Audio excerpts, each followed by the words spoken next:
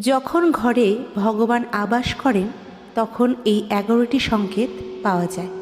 নমস্কার বন্ধুরা, Hinduism studies চ্যানেলে আপনাদের সকলকে স্বাগত জানাই।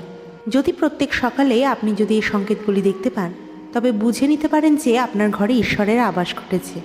ঈশ্বরকে খুশি করার জন্য মানুষ অনেক ধরনের পূজা পাঠ এবং উপবাস করে থাকেন। ঈশ্বরের সামনে সকাল বিকাল প্রদীপ জ্বালানো হয়, ভোগ নিবেদন করা হয়, যেন ঈশ্বরের দয়া সর্বদাই বজায় থাকে এবং তাদের জীবনে কোনো ধরনের সমস্যা না আসে। এই বিষয়টি সকলেই জানে যে ঈশ্বরের পূজা এবং আরাধনা করার মাধ্যমে তিনি আমাদেরকে আনন্দিত করেন। কিন্তু আপনি কি জানেন ঈশ্বর আমাদের এই বিষয়ের সংকেত দেন? তাহলে চলুন এই সংকেতগুলি আমরা জেনে নিই।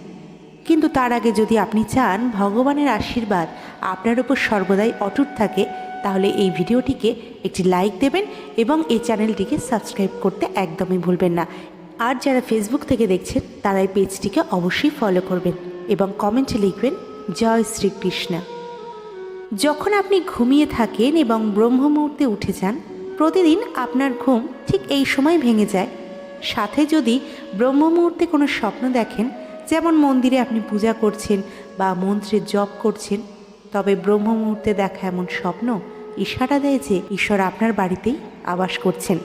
যদি আপনি ব্রহ্ম মুহূর্তে শঙ্খের বা মন্ত্রের আওয়াজ শুনতে পান, ঘণ্টার আওয়াজ শুনতে পান বা কোনো নামের আওয়াজ শোনেন, যখন কেউ আপনার কাছে রাম রাম বলছে, তাহলে এটি দ্বিতীয় সংকেত আপনার ঘরে ঈশ্বর উপস্থিত আছেন। যখনই আপনি সকালে স্নান করে প্রস্তুত হন, তখন আপনাকে একটি অদ্ভুত সুবাস পাওয়া যায়।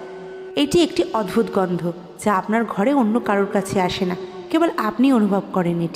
এটি কোনো সুগন্ধি বা অন্য কোনো ধূপবাতির সুবাস নয়, শুধু আপনি এই অদ্ভুত গন্ধটি অনুভব করেন। এটি আপনার মন্দিরের ঘর থেকেই আসে, যেখানে ঈশ্বর আবাস করেন। আপনি যত বেশি মন্দিরের কাছে যাবেন তত সেই গন্ধ বাড়তে থাকবে।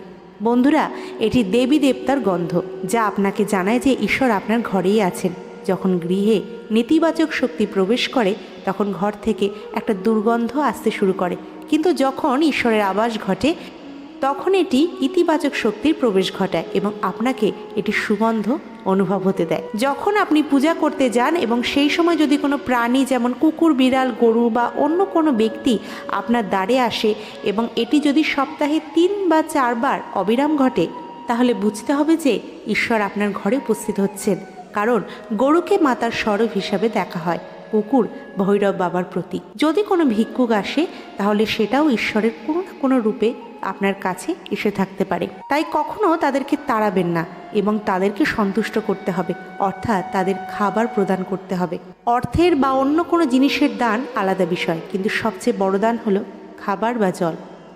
যদি আপনার রাতের বেলায় প্রায় স্বপ্নে মন্দির বা ঈশ্বরের মূর্তি বা ছবিগুলি দেখতে পান, তাহলে এর মানে হচ্ছে ঈশ্বরের দয়া আপনার উপর বজায় রয়েছে। অনেক সময় এমন হয় যে আপনি কোনো কিছু নেওয়ার জন্য এগিয়ে যান, কিন্তু নেওয়ার সময় আপনার মনে সংশয় আসে। সব কিছু সঠিক হওয়ার পরও কিছু একটা কারণে সেই সিদ্ধান্ত নেওয়ার থেকে আপনার মনে বাধা আসে।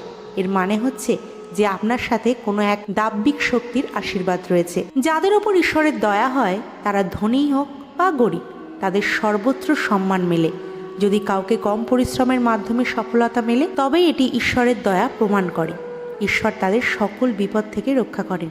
যাদের ঈশ্বর খুশি থাকেন তারা সব পরিস্থিতিতে আনন্দিত থাকে। তাদের জীবনে যতই দুঃখ হোক, তারা সব সময় খুশি থাকেন। তারা কখনোই কোনো সমস্যার ভয় পান না। তারা প্রতিটা বিপদ সহজেই পাড়ি দেন। উলু দেখানো শুভ। হিন্দু ধর্মে উলুর একটা বিশেষ স্থান রয়েছে। উলুকে লক্ষ্মীর বাহন হিসাবে দেখা হয়। তাই যদি কোথাও আপনি উলু দেখতে পান, তবে এটি খুবই শুভ সংকেত। যদি হঠাৎ করে কোথাও উলু দেখা যায়, তাহলে বুঝতে হবে মা লক্ষ্মী আপনার ঘরে প্রবেশ করতে চলেছে। খাদ্য ও পানীয়ের পরিবর্তন। মা লক্ষ্মী যে ঘরে প্রবেশ করেন সেই ঘরে লোকেদের খাদ্যাভ্যাস পরিবর্তিত হতে শুরু করে। বলা হয় যে এ ধরনের ঘরের লোকেরা কম খিদে অনুভব করেন, বিশেষভাবে তাদের কম খাবারও যথেষ্ট মনে হয়। এছাড়া সেই ঘরের লোকেরা মাদক ও মাংসের প্রতি দূরে সরে যায়। ধনদেবী মা লক্ষ্মী পরিষ্কার পরিচ্ছন্নতাকে খুব পছন্দ করেন। যে ঘরে পরিষ্কার পরিচ্ছন্নতা থাকে, মা লক্ষ্মী সেই ঘরে আবাস করে। এছাড়া মায়ের জন্য পরিষ্কার পরিচ্ছন্নতা ব্যবহৃত ঝাড়ুও খুব প্রিয়। বলা হয় যে সকালে কোথাও যাওয়ার সময় যদি আপনার বাড়ির বাইরে কেউ ঝাড়ু দিচ্ছে তবে এটি একটি শুভ সংকেত। শঙ্খের আওয়াজ শুভ সংকেত দেয়। হিন্দু ধর্মে শঙ্খকে একটি গুরুত্বপূর্ণ স্থান দেওয়া হয়েছে, তাই যে কোনো শুভ উপলক্ষে হওয়া পুজো পাঠে শঙ্খ বাজানো হয়। যদি সকালে ওঠার পর আপনি যদি শঙ্খের আওয়াজ শুনতে পান তাহলে এটি শুভ সংকেত। সকালে ওঠার পরে শঙ্খের আওয়াজ শুনতে পাওয়া মানে মা লক্ষ্মী আপনার বাড়িতে বিরাজ করছেন। যদি ক্রমাগত 3 দিন ধরে বাড়ি থেকে বেরোনোর সময় নীলকণ্ঠ পাখি দেখতে পান তবে বুঝতে হবে যে ঈশ্বর আপনার কথা শুনছেন। আপনার দ্রুত কোনো বড় কামনা পূরণের সম্ভাবনা আছে। নীলকণ্ঠ পাখি দেখা মহাদেবের কৃপা হওয়ার ইঙ্গিত। যদি আপনার বাড়ির সামনে প্রায়শই সাদা গরু আসে বা কোনো দিন সাদা গরু আপনার বাড়ির সামনে এসে তার বাছুরকে দুধ পান করাচ্ছে তাহলে এটি দেবদেবীদের আপনার উপর কৃপা প্রদানের পরিষ্কার ইঙ্গিত। এটি জানায় যে আপনার পূজা প্রার্থনা সফল হচ্ছে। যদি বাড়ির প্রধান দরজার কাছাকাছি পাখিরা বাসা বানায় তাহলে এটি একটি শুভ সংকেত। এটি প্রমাণ করে যে আপনার পূজা সফল হয়েছে। পাখি এবং তাদের সন্তানদের ভুলেও কষ্ট দেবেন না, বরং তাদের জন্য খাবার এবং জল রাখতে হবে। যদি পূজা করার সময় আপনি এত আবেগপ্রবণ হয়ে পড়েন যে আপনার চোখ থেকে অশ্রু বেরিয়ে আসে তাহলে এটি প্রমাণ করে যে ঈশ্বর আপনার মনের আহ্বান শুনছেন। আপনি সকালে পূজা করার পর বাড়ি থেকে বেরুলে কোথাও যদি আপনি বাঁদরের দেখা পান তাহলে এটি জানায় যে আপনার পূজা সিদ্ধ হতে চলেছে। ঈশ্বর আপনার উপর কৃপা করছে। চেষ্টা করুন সেই বাঁদরদের খাবার প্রদান করতে।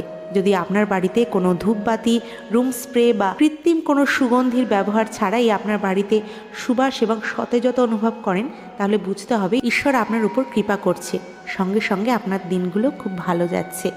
পূজা করার সময় বাড়িতে কোনো অতিথির আমন্ত্রণ ঈশ্বরের কৃপা নির্দেশ করে। যদি অতিথি কোনো উপহার নিয়ে আসেন তবে এটি পরিষ্কারভাবে নির্দেশ করে যে ঈশ্বর আপনার পূজা গ্রহণ করছে।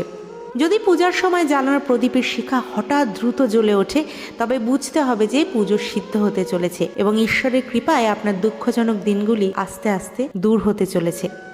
যদি প্রায়শই আপনার ঘুম সকালে 3টে থেকে 5:30টার মধ্যে অর্থাৎ ব্রহ্ম মুহূর্তে ভেঙে যায় তাহলে এটি ঈশ্বরের সংকেত যে ঈশ্বর আপনার ভক্তিতে সন্তুষ্ট হয়েছেন। যে ব্যক্তির বারবার রাতের 3টে থেকে পরবর্তী সময় ঘুম ভেঙে যায় তাহলে এটি খুব শুভ সংকেত বলে মনে করা হয়।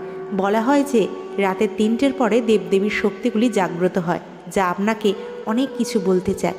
সেই সময় আপনি বারবার সকাল 3টের পরে উঠে পড়ে থাকেন। এটি সফলতার সংকেত। রাত 3টের পর দেবদেবীর কাছে প্রার্থনা করলে তা কখনোই বিফল হয় না। যদি আপনার স্বপ্নে উঁচু উঁচু পর্বত এবং তাতেও জলপ্রপাত দেখা যায় এবং আপনি সেই জলটুকু পান করেন তাহলে নিশ্চিতভাবে আপনি সফলতা পাবেন। যদি আপনি আপনার শিক্ষা সঠিকভাবে ব্যবহার করে পরিবার পরিচালনা করতে পারেন তবে এটি ঈশ্বরের কৃপা দ্বারা সম্ভব।